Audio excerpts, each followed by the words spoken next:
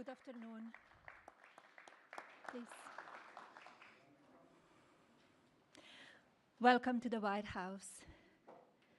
It is truly inspiring to see everyone gather here together, united in support of this remarkable initiative and community.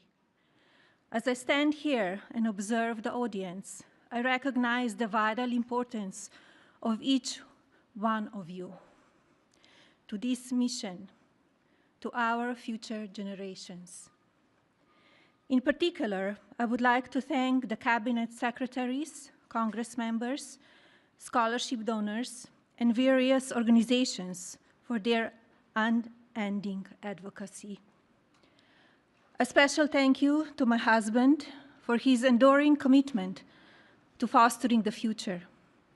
The President has prioritized America's foster care children, and shortly, he will sign our Fostering the Future Executive Order. Too many people from foster care community end up homeless, in danger on America's streets. It was 2021 when I developed the idea to establish an impactful platform with an important mission to provide individuals from the foster care community the ability to secure an entry-level job position and, in turn, financial independence. Fostering the Future, a Be Best initiative, provides individuals from the foster care community with technology-based scholarships to attend colleges and universities throughout America. Fostering the Future sets these individuals on their career paths, but more significantly, it equips each scholarship recipient with a fundamental foundation of knowledge that will endure throughout their lifetimes. Permanency for those who embody the fleeting. I applaud the American universities that have joined my mission, institutions like Vanderbilt University, University of Miami, and Villanova University. Following graduation, scholarship recipients from my program are prepared to enter the workforce and ultimately become leading executives. Predictably, they will manage thousands of employees and generate significant value for American communities through job creation, access to healthcare, food security, and other societal benefits. This executive order, Fostering the Future for American Children and Families, gives me tremendous pride. It is both empathetic and strategic. It will certainly be impactful. It aims to establish a comprehensive network connecting federal departments and agencies, private sector's businesses, higher learning institutions, and charitable organizations. This will create new educational and employment opportunities countrywide. Our faith-based organizations will continue playing a vital and consequential role. My hope, of course, is that this level of coordinated collaboration will sustain. But today, I call on leadership from these various organizations, including the private sector, to join my effort, rise above the ease of inaction. I predict this small spark today will ignite a profound and lasting nationwide movement. Our united resolve will foster a thriving future filled with compassion and innovation. Together, we will illuminate the pathway for today's foster children to become tomorrow's builders. And tomorrow's builders will foster the future of America's legacy. Thank you.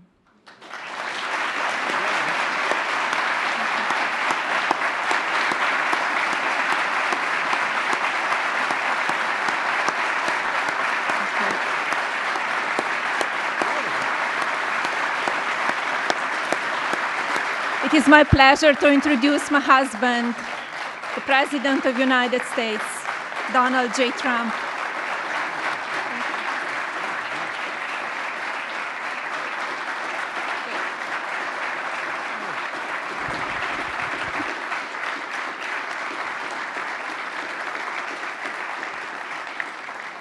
I think it's very good, especially for someone that speaks 5 languages at least.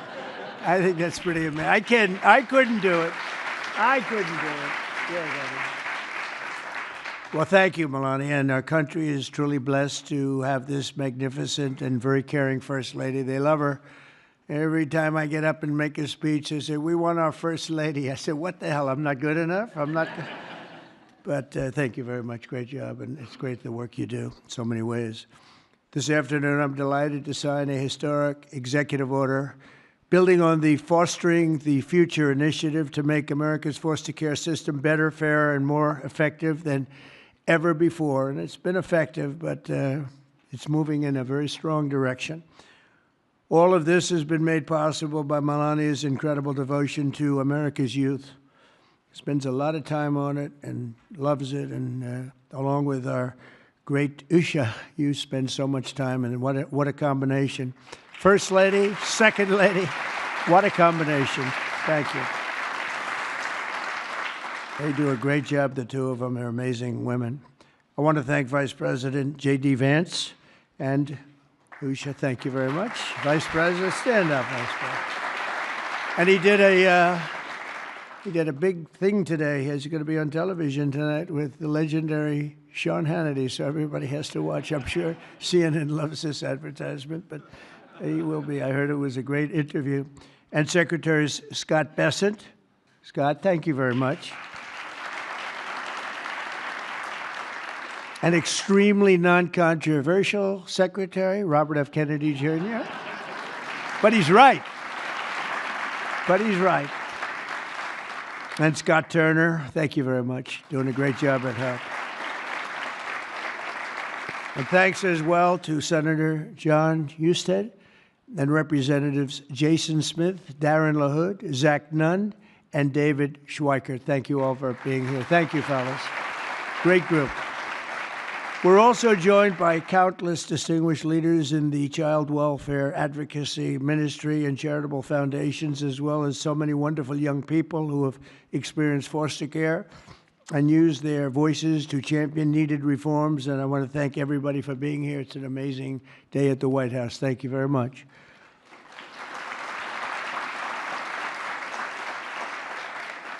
And right behind me, by the way, in about 2 years from now, we'll use a much bigger room because we had to turn away a lot of people. And it'll be right here. This will be the entrance. That's a knockout paddle. It's called the knockout. It looks pretty nice right now, but it's going to look a lot better in a little while.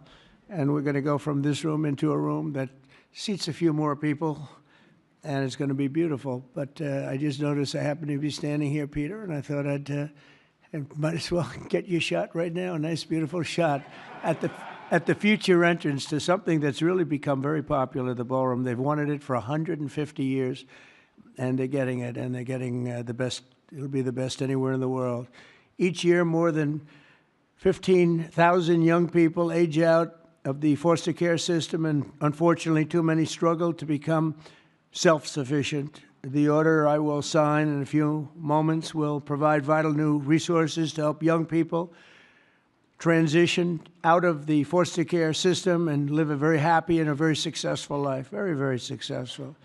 With this order, I'm directing the heads of the key federal departments and agencies to establish a Fostering the Future program in coordination with our wonderful First Lady's office. They're coordinating, and they've already been coordinating for quite some time, and I think I hear it's going really well. You're going to have some, when she gets involved in things, it works, I can tell you that. Under this major new initiative, great American companies and institutions will be signing a pledge to invest in teaching, training, and mentoring America's youth who are transitioning out of the foster care system. This will help provide jobs, education, and personal development opportunities to fantastic young people who truly need and deserve them, and they're going to get them.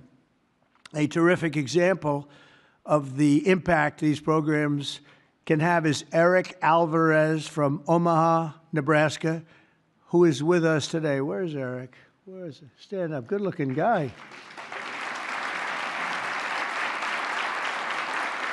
Good-looking guy. Eric and his siblings were placed in foster care for a year when he was 9. He entered the child welfare system again when he was 15, and today he credits a mentoring and mentorship and work experience program for foster youth with helping him to finish high school and start his adult life. And he did really well in high school, by the way, really a great student. But he starts life on the right foot, right? Wouldn't you say? I mean, I think you better say yes, otherwise I'm in big trouble. Otherwise, I'm all by myself up here, Eric. That would be...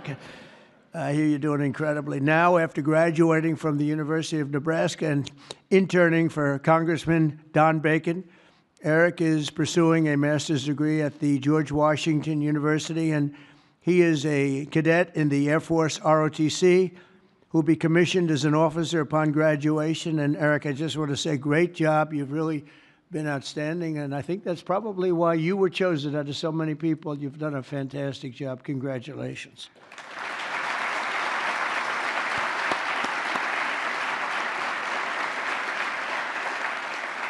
The new initiative we're establishing will also create an opportunity for foster youth to take full responsibility of the federal tax credit scholarship program established by the One Big Beautiful Bill.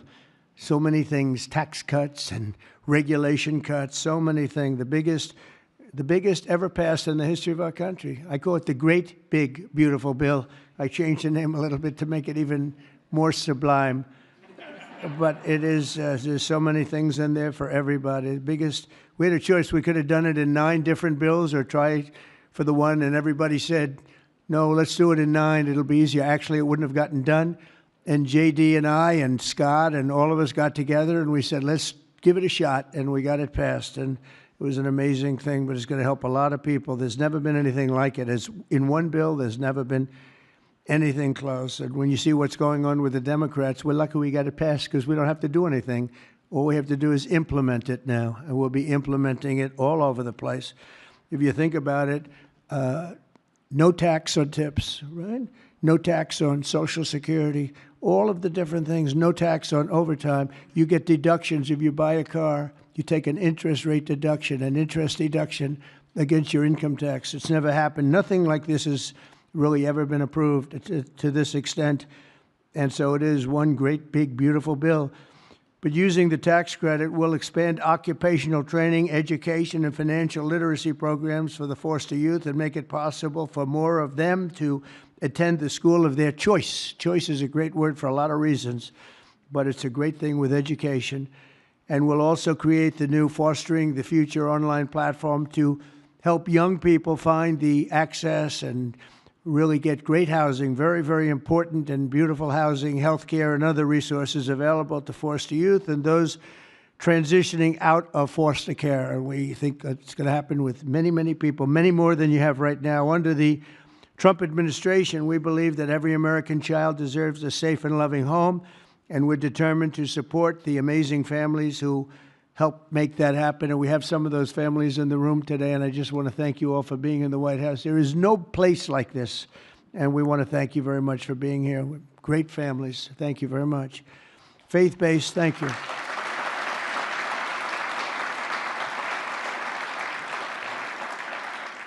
Faith-based nonprofits are the nation's most trusted institutions, interacting with the foster care system and practicing Christians and more. Think of this, more than twice as likely foster care.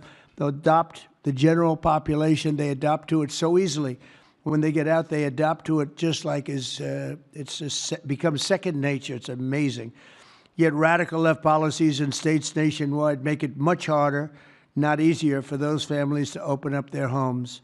But we're working on that. We're dealing with the radical left. It's not easy, but we're winning, and we're winning big. That's why with the order that we're doing today, we're taking the ridiculous woke policies that discriminate against Christians and families of faith, As president, I will always stand by us. We will stand by our country, and we will stand for religious liberty. So important. We stand for religious liberty. The Bible tells us, thank you. Thank you. The Bible tells us that one of the measures of any society is how it cares for vulnerable children and orphans. So important, and it's so big in the Bible. So as we make America great again, we are going to protect American children in foster care, and we're going to ensure that they will never, ever be forgotten. These children will never be forgotten, and they're going to grow up to be unbelievable, strong, smart, wealthy, productive citizens. So once more, I want to thank Melania for the great job she does, not here only just as First Lady. She's a great First Lady. And I want to thank you very much, honey, and the foster families and leaders here today. You're very special people, and we're going to work together, and we're going to have some absolutely incredible results. Thank you all for being here. Thank you very much. Thank you.